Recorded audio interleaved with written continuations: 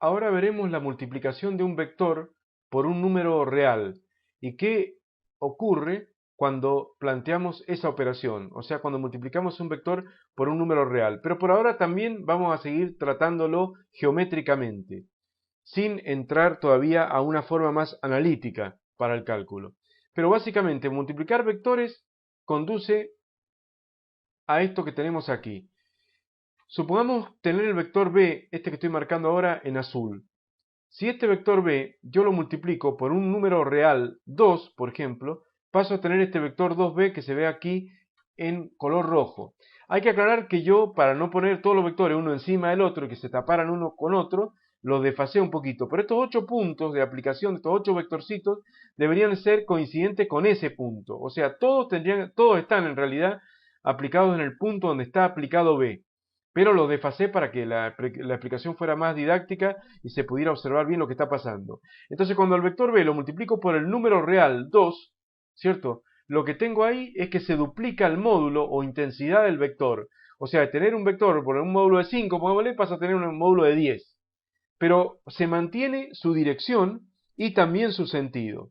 O sea que multiplicar a un vector por un número real, por una magnitud escalar, o sea, por una magnitud que no es vector, multiplicarlo por una magnitud de ese tipo, por un número real positivo, hace que el vector conserve su dirección y su sentido, pero se afecta solamente el módulo del vector. Así que cuando yo haga 3 por b, obviamente se va a triplicar el módulo del vector, pero mantenerse la dirección y el sentido. Cuando hago un medio por b, se va a reducir a la mitad.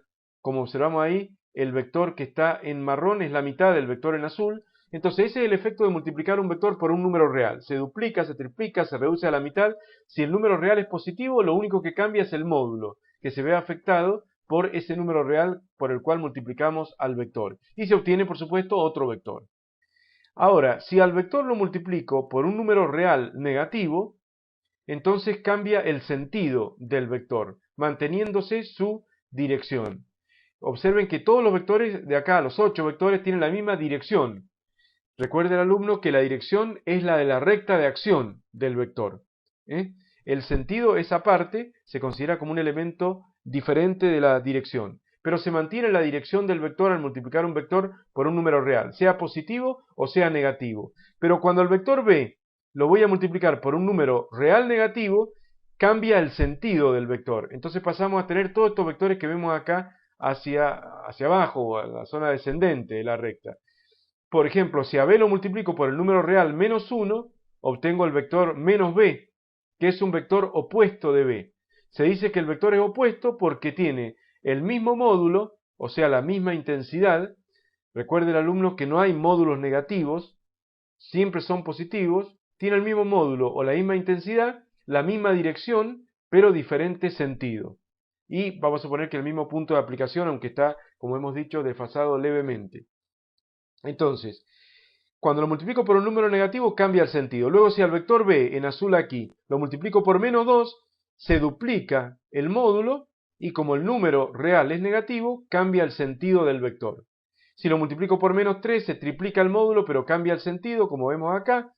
Si lo multiplico por menos un medio, a este vector b siempre estoy multiplicando, si lo multiplico por menos un medio, se invierte el sentido, manteniendo la dirección, y se reduce a la mitad el módulo. Así que el efecto de multiplicar a un vector por un número real es ese. Se altera el módulo del vector, duplicándose, triplicándose, reduciendo a la mitad, si el número es positivo, y además cambia su sentido si el número es negativo.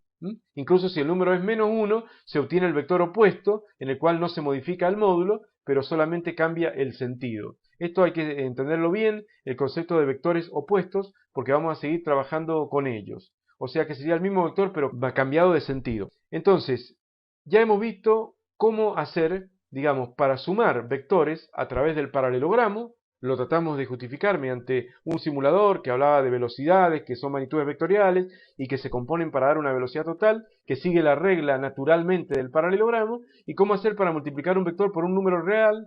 Y por ahora es bastante natural admitir como sin demostración ambas propiedades, o sea, la suma mediante el método del paralelogramo y la multiplicación de un vector por un número real o escalar mediante esta regla que estamos diciendo en este momento.